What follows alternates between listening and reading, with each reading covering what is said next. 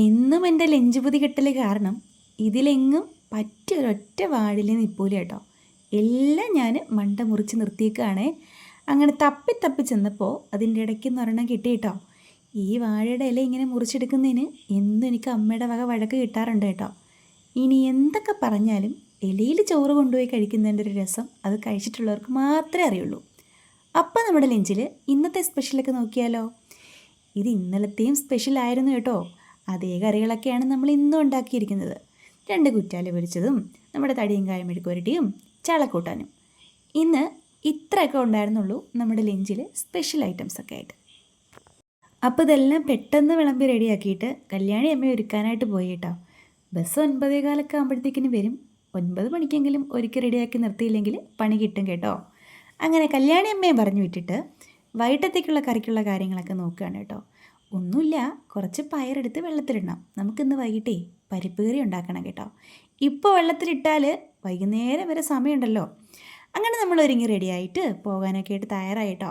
പോയ വഴിക്ക് അമ്പലത്തിൽ ഒന്ന് കയറി കേട്ടോ.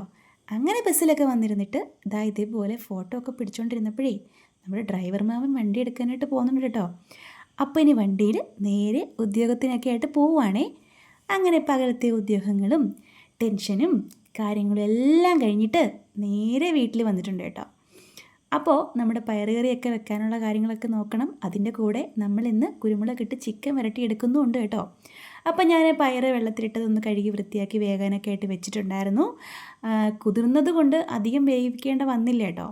പിന്നെ നമ്മളതിൻ്റെ അരപ്പ് തയ്യാറാക്കിയെടുത്തു. തേങ്ങയും ജീരകവും മഞ്ഞൾപ്പൊടിയും ചുവന്നുള്ളിയും ഒക്കെ ചേർത്തിട്ട് ഒരരപ്പ് തയ്യാറാക്കി നമ്മുടെ പയറൊക്കെ ഒന്ന് ഒതുക്കിയെടുത്ത് ഇത്തിരി ഒരു ഒഴിച്ചുകറി പോലെ ഒന്ന് ആക്കിയെടുത്ത് കേട്ടോ. പിന്നെ ചിക്കൻ നമ്മൾ പുരട്ടിയെടുക്കാനായിട്ട് സവാളയും നമ്മുടെ തക്കാളിപ്പഴവും മാത്രമേ ഉണ്ടായിരുന്നുള്ളൂ കേട്ടോ. പിന്നെ നമുക്കതിൻ്റെ കൂട്ടത്തിൽ പച്ചമുളക് ഇടാനായിട്ട് കുറവായിരുന്നു. അതുകൊണ്ട് ഞാൻ ആ പച്ചമുളകും ഇഞ്ചിയും വെളുത്തുള്ളിയും കൂടെ അങ്ങ് അരച്ച് പേസ്റ്റ് ആക്കി എടുത്തു കേട്ടോ. പിന്നെ നമ്മൾ കടുകൊക്കെ വറുത്തിട്ട് നമ്മുടെ കാര്യങ്ങളെല്ലാം ഒന്ന് വഴറ്റി എടുത്തിട്ടേ മുളക് പൊടി ചേർക്കാണ്ട് കുരുമുളക് പൊടിയാണ് കേട്ടോ ചേർത്തത്. കുരുമുളക് പൊടിയും നമ്മുടെ മല്ലിപ്പൊടിയും മഞ്ഞൾപ്പൊടിയും ഗരം മസാലപ്പൊടിയും ഇത്തിരി ചിക്കൻ മസാലയും കൂടി ചേർത്തിട്ട് ഒന്ന് വഴറ്റിയെടുത്ത് നമ്മുടെ കഴുകി വൃത്തിയാക്കി വെച്ച നമ്മുടെ ചിക്കൻ പീസ് അങ്ങോട്ട് ഇട്ട് കൊടുത്തു. അതിലേക്ക് കുറച്ച് കറിവേപ്പിലയും ഇട്ട് കൊടുത്തു കേട്ടോ. വെള്ളം ഞാൻ ഒരിത്തിരി പോലും ചേർത്തിട്ടില്ല. നമ്മുടെ ചിക്കനിലെ വെള്ളം തന്നെയാണ് കേട്ടോ. അപ്പോൾ ഇതൊക്കെ വെച്ചപ്പോഴേ ചട്ടിയുടെ അടിക്ക് പിടിച്ചു കേട്ടോ. പിന്നെ നമ്മുടെ സ്റ്റീലിൻ്റെ ആ ഉരുളി മാറ്റിയിട്ടേ നമ്മൾ ഇതേപോലെ ഈ ചട്ടിയിലോട്ട് അങ്ങോട്ട് മാറ്റി നമ്മുടെ ചിക്കൻ വരട്ടിയതും ആക്കിയെടുത്തു കേട്ടോ. അപ്പോഴത്തേക്കിന് എൻ്റെ കല്യാണി അമ്മയ്ക്ക് നല്ല വിശപ്പായി കേട്ടോ. അങ്ങ് വിശന്ന് വീഴാറായിപ്പോയി.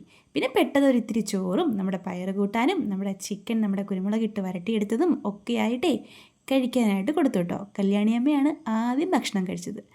പിന്നെയാണ് ഞങ്ങളൊക്കെ കഴിക്കാൻ പോയത് കേട്ടോ. അപ്പോൾ ഇത്രേ ഉള്ളൂ വിശേഷം. ഇഷ്ടമായാൽ ലൈക്ക് ചെയ്യാനൊന്നും മറക്കരുത് കേട്ടോ.